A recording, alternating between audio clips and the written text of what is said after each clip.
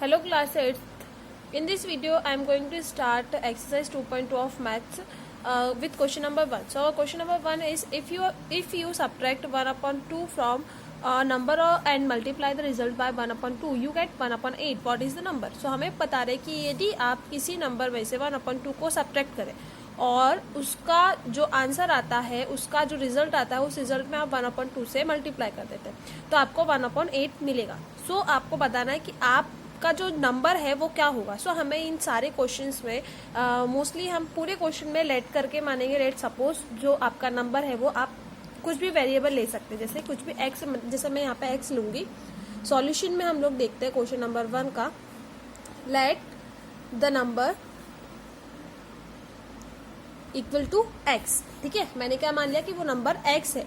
तो हमें सबसे पहले बोल रहे हैं if you subtract 1 upon 2 from the number. यदि मैं इस नंबर में से यानी एक्स में से 1 अपॉन 2 को सब्ट्रैक्ट कर दूं तो सब्ट्रैक्ट करने के बाद इसका जो रिजल्ट आएगा, मतलब सब्ट्रैक्ट करने के बाद जो रिजल्ट आएगा उसमें मैं 1 अपॉन 2 से मल्टीप्लाई कर दूं. तो मतलब जो भी आंसर आएगा उसमें मैंने 1 अपॉन 2 से मल्टीप्लाई कर दिया. ठीक है, उसके बाद मुझे क्या मिलेगा, 1 अपॉन 8 मिलेगा. सो हमारे पास अभी इक्वेशन जो है वो रेडी हो गया है. ठीक है, इक्वेशन रेडी हो गया. हम इक्वेशन को सॉल्व करेंगे, जो कि आपने 2.1 में सीखा है कि हम इक्वेशंस को किस तरह से सॉल्व करते हैं. सबसे पहले हम लोगों को, आपको पता है कि यदि ब्रैकेट में कोई नंबर दिया हुआ है, जैसे यहाँ पे दिया और आगे 2 लिखा हुआ है, तो हम इस ब्रैकेट के बाहर वाले नंबर का इस ब्रैकेट के अंदर पूरे जितने भी नंबर्स है उसमें मल्टीप्लाई करेंगे. तो सेम चीज हम यहाँ पे भी अप्लाई करते हैं. ठीक है, जैसे मैंने 1 अपॉन 2 का एक्स में मल्टीप्लीकेशन करूंगी तो क्या आ जाएगा, एक्स अपॉन में कुछ नहीं है तो 1 है, मतलब यानी ऊपर के नंबर का, और डिनोमिनेटर्स का न्यूमिनेटर का मल्टीप्लीकेशन हो जाएगा, डिनोमिनेटर का डिनोमिनेटर में मल्टीप्लीकेशन हो जाएगा. 1x यानी x अपॉन 2 हो जाएगा. ठीक है, और यहाँ पे अगर देखें 1 अपॉन 2 इंटू 1 अपॉन 2 का करूंगी तो क्या हो जाएगा, 1 अपॉन 4 हो जाएगा. तो मल्टीप्लीकेशन क्या आ गया अब मेरे पास, x upon 2 minus 1 upon 4 equal to 1 upon 8. ठीक है, क्लियर हो गया. अब हम क्या करते हैं, अगर आपको याद हो तो हमने करा था कि जो फ्रैक्शंस नंबर को हम सॉल्व कर रहे थे तो हम इसको मल्टीप्लिकेशन को जो नंबर है हम पूरा फ्रैक्शन नंबर को यहाँ ले जाएंगे, क्योंकि हमको क्या करना होता है इक्वेशन में जो वेरिएबल होती है उसका नंबर फाइंड आउट करना होता है. तो हम वेरिएबल को नहीं ले जाएंगे ना, अभी हमको वेरिएबल की वैल्यू फाइंड आउट करना था. एक्स अपॉन 2 यहाँ पे 1 अपॉन 4 माइनस में है, राइट हैंड साइड में जब हम उसे शिफ्ट करेंगे तो वो किस में कन्वर्ट हो जाएगा, प्लस में, प्लस 1 अपॉन 4. ठीक है, 1 अपॉन 8 वैसा का वैसा 1 अपॉन 4. अब अगर मैं इसे सॉल्व करूं, ठीक है, अगर मैं इसको पूरे मतलब फ्रैक्शन नंबर को सॉल्व करते हैं हम, तो यहाँ पे जो डिनोमिनेटर्स है बोथ आर डिफरेंट. सो हम लोग फर्स्ट क्या करेंगे, इनका एलसीएम लेंगे. ठीक है, एलसीएम फ्रैक्शन नंबर को आपको सॉल्व करते आते होंगे किस तरह से प्लस करते हैं. यदि उनके डिनोमिनेटर डिफरेंट होते हैं तो हम पहले एलसीएम लेते हैं. तो 8 और 4 का एलसीएम लेते हैं. 2 से 2 4 8, 2 2 4, 2 से 2 2 4, 2 1 2, 2 1 2 1, 2 2 4, 4 2 8, यानी आपका एलसीएम आ गया 8. अब आपको पता होगा कि हम लोग कैसे वैल्यू निकालेंगे. जो डिनोमिनेटर्स होते हैं डिनोमिनेटर्स का डिनोमिनेटर में डिवाइड करेंगे, 8 से 8 में डिवाइड करेंगे तो 1 आया, और जो आंसर आता है उसका न्यूमिनेटर में क्या करते हैं, मल्टीप्लीकेशन करते हैं. तो 1 1 1 प्लस 4 का 8 में डिवाइड करेंगे तो क्या आ जाएगा, 4 2 8, 2 टाइम में 2 का 1 में मल्टीप्लीकेशन यानी 2. आपका आंसर क्या हो जाएगा, 3 अपॉन 8. एक्स यहाँ पे एज इट इज था. अब आपको अभी भी x की वैल्यू हमारे पास नहीं आई है, तो अब हम क्या कर देंगे, क्योंकि यहाँ पे x अपॉन में 2 है.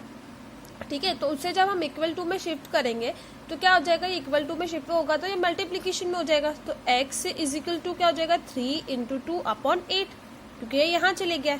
ठीक है ना, 3 2 6 अपॉन 8. x आपका भी अब आप देख रहे हैं कि 6 और 8 जो दोनों नंबर है, ये दोनों नंबर एक दूसरे से कट हो सकते हैं, क्योंकि दोनों नंबर सेम टेबल में आते हैं, 2 में आते हैं. 2 3 6, 2 4 8, तो your answer will be 3 upon 4. So what is the value of x, and ये भी बोल सकते हैं व्हाट इज द नंबर, है ना. So the value of x is 3 upon 4. तो आप यहाँ पे राइट भी कर लेंगे, the value of x is equal to 3 upon 4. ठीक है, आप लास्ट में राइट करेंगे. ठीक है, तो इस तरह से आपको जो क्वेश्चन है वो आपको 2.2 में अधिकतर क्वेश्चन जो है सारे क्वेश्चन इसी तरह से सॉल्व करना है. लेट करके, लेट सपोज आप जो नंबर है उसको वेरिएबल में मानेंगे. ठीक है, now let's move on the next question. So our question number 2 is the perimeter of a rectangular swimming pool is 154 meter. एक रेक्टेंगुलर स्विमिंग पूल है जिसका जो पेरीमीटर है वो दिया है 154 मीटर। उसकी लेंथ हमें बता रहे it's length is 2 meter more than twice its breadth, मतलब कि उसकी जो लेंथ है वो उसकी ब्रीथ से 2 मीटर की ट्वाइस है, मतलब 2 मीटर से भी ज्यादा है। ठीक है, 2 meter more than twice, breadth की डबल है बोल सकते हैं। So what are the length and the breadth of pool. ठीक है, आइए इसे सॉल्व करते हैं। इसमें क्या करना होगा, तो हमें यहाँ पे ब्रीथ के बारे में भी क्लियर नहीं दिया और लेंथ के बारे में भी क्लियर नहीं दिया। तो सबसे पहले तो हमें क्या करना होगा, यहाँ पे हमें ये चीज नोटिस मतलब मानना होगा कि हम किसे लेट कर रहे हैं। ठीक है, किसे हम लोग वेरिएबल में मानेंगे। सो हमें यहाँ पे फिर भी लेंथ के बारे में थोड़ा बहुत दिया गया है, 2 मीटर बताया गया है ना, और ब्रीथ के बारे में तो कुछ नहीं दिया। तो इसलिए हम let suppose let the breadth equal to x। ठीक है, एंड जो लेंथ हो गई आपकी कितनी हो जाएगी, लेंथ क्या बोल रहे हैं लेंथ के बारे में, जो कि ब्रीथ के लेंथ जो है वो ब्रीथ की डबल के भी ट्वाइस, मतलब उसमें डबल का भी ट्वाइस है। ठीक है, तो ये हो गया आपकी लेंथ हो गई। फिर आपका जो पेरीमीटर दिया है, ठीक है, रेक्टेंगुलर पेरीमीटर जो है वो पेरीमीटर कितना दिया हुआ है, आपका पेरीमीटर है 154 मीटर। ठीक है, अब आपको क्या करना है, आपको क्या निकालना है, उसकी लेंथ और ब्रीथ। तो आपका जो स्विमिंग पूल है सपोज इस तरह से, तो रेक्टेंगुलर का पेरीमीटर का फॉर्मूला क्या होता है, the perimeter of rectangular, perimeter of angular is क्या होता है formula, 2 into length plus breadth. Perimeter क्या दिया हुआ है 154।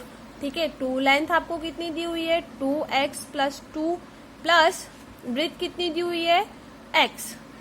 ठीक है, तो ये आपने राइट कर दी। क्लियर है, अब आपको सिर्फ सॉल्व करते जाना है, कुछ नहीं करना। अब आपको इक्वेशन को सॉल्व करते आता है, जैसे 154 वैसे एज इट इज राइट करेंगे। आपको एक चीज पता है कि ब्रैकेट के बाहर के जो नंबर होता है उसका ब्रैकेट के अंदर सभी में मल्टीप्लीकेशन होता है, बट हम इसे आप जितना सिंपली वे में आप अपने अकॉर्डिंग उसको करना चाहे कर सकते हैं। या तो आप डायरेक्ट मल्टीप्लीकेशन करके भी सॉल्व कर सकते हैं तो भी प्रॉब्लम नहीं होगी, या आपको और सिंपल तरीके से करना है तो हम क्या करेंगे, जो वेरिएबल नंबर्स होते हैं पहले उनको सम कर लेते हैं। ठीक है, जैसे 2x और x ये दोनों एक दूसरे से प्लस हो सकते हैं, 2x और यहाँ पे x यानी 1, 2 और 1 3x प्लस 2 हो गया। ठीक है, अब अगर मैं चाहूं तो मैं क्या कर सकती हूँ कि इसका इन पूरे में मल्टीप्लीकेशन भी कर सकती हूँ, या फिर मैं इस 2 को यहाँ मल्टीप्लीकेशन से LHS साइड में जब शिफ्ट करूंगी तो डिवाइड में भी कन्वर्ट कर सकती हूँ। ठीक है, तो मैं इजी वे में ये कर रही हूँ कि 2 को मैं शिफ्ट कर रही हूँ। 154/2 इक्वल टू 3x प्लस 2 बचा, 2 से कट करते 2 1 जा 2, 2 7 जा 14, 2 7 जा 14, 77 इक्वल टू 3x प्लस 2 आ गया आपका। ठीक है, अब नंबर को हम वापस लाएंगे इधर 77 माइनस 2, क्योंकि प्लस 2 जब शिफ्ट होगा तो माइनस में कन्वर्ट हो जाएगा, और 3x अभी भी हमारे पास है। 77 में से 2 माइनस होगा तो 75 हो गया आपका इक्वल टू 3x। अब आपको पता है कि 3 और x एक दूसरे के साथ मल्टीप्लीकेशन में है, मतलब 3 यहाँ पे 3 से अगर मैं उसको शिफ्ट करूंगी तो डिवाइड में आएगा, तो 75/3 इक्वल टू x। 3 से कट हो सकता है, 3 1 जा 3, 3 2 जा 6, 1 बचा 15, 3 5 जा 15, तो x की वैल्यू कितनी आ गई आपकी, सॉरी 25 है ना, 25। सो यार हाँ, अभी हमारे पास सिर्फ x की वैल्यू आई है। सो मीन्स द ब्रीथ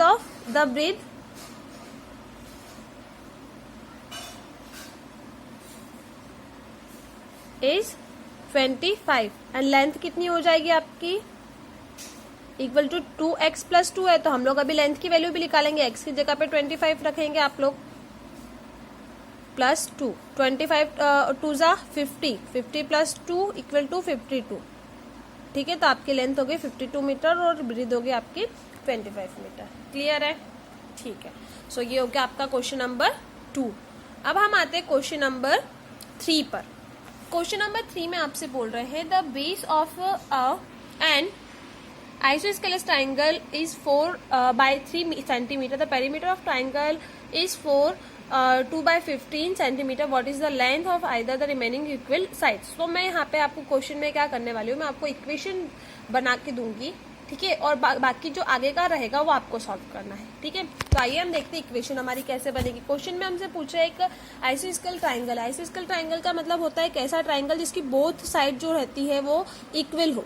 है ना। और जो उसका बेस है, हमें इसमें बेस की वैल्यू दी, तो बेस की वैल्यू 4/3 सेंटीमीटर गिवन है। उसका पेरीमीटर हमको गिवन है, पेरीमीटर कितना दे दिया उन्होंने, 4/2/15 सेंटीमीटर। तो हमें बताना है कि जो इसकी रिमेनिंग साइड्स है वो क्या होंगी। ठीक है, तो अब हम कैसे निकालेंगे, जैसे क्वेश्चन नंबर 2 करा उसी तरह से करना है हमको। सो पहले तो सपोज कर लेते हैं, let the side of triangle is x। ठीक है, इसको थोड़ा आप साइड से कर लेना। तो आपकी क्या हो गई, x साइड हो गई, x साइड हो गई। अब आपको दोनों इक्वल साइड x है तो आप x कुछ भी मान सकते हैं। आपको क्या दिया है फिर आगे, base of triangle, base of equal to 4/3 centimeter, perimeter of triangle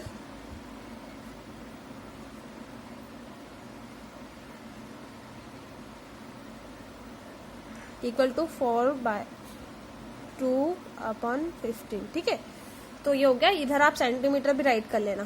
ठीक है, ये हो गया। अब हम इक्वेशन राइट करते हैं। इक्वेशन में हमको क्या निकालना है, हमको बोला है पेरीमीटर दिया है, तो perimeter of triangle equal to क्या होता है, ट्राइंगल का पेरीमीटर का formula sum of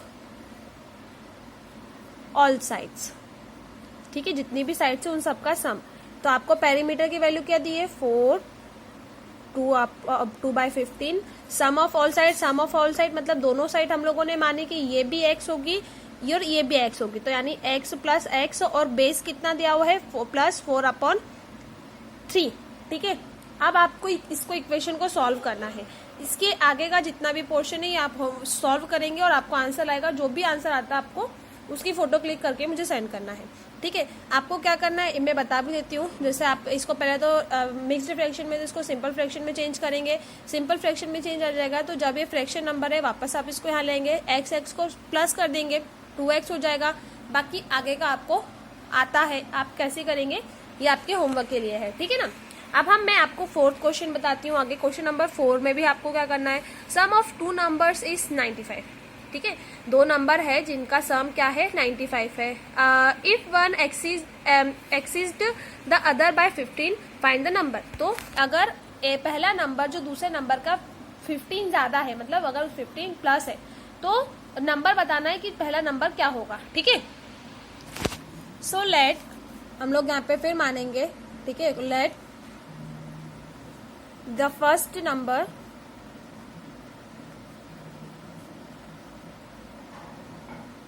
is x। ठीक है, एंड सेकेंड नंबर क्या बोल रहा है हमको, सेकेंड नंबर के लिए कि सेकेंड नंबर वो पहले नंबर का 15 ज्यादा है, second number equal to x plus 15। ठीक है, और अब हमको क्या फाइंड आउट करना है कि उन दोनों का जो सम है वो 95 है, तो x प्लस 15 इक्वल टू 95।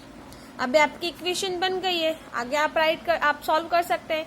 आपको एक चीज का ध्यान रखना है, जैसा हमने क्वेश्चन नंबर 2 में करा था कि हमारे पास पहले अगर x की वैल्यू आती तो वो x की value it means it is your first number, and then you will be find the second number by this expression. ठीक है, आपको सेकेंड नंबर की जो वैल्यू है इस एक्सप्रेशन में मतलब x की वैल्यू पुट करके आपको सेकेंड नंबर जो है वो फाइंड आउट करना है।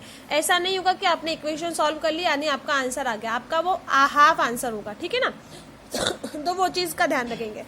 क्वेश्चन नंबर 5 भी आपको कुछ इसी तरह से करना है। ये क्वेश्चन भी आप करेंगे होमवर्क में। तो इस तरह से आपके क्वेश्चन हो गए क्वेश्चन नंबर 1 to 5। बाकी जो होमवर्क में दिया है वो होमवर्क पूरा करेंगे। Okay, thank you.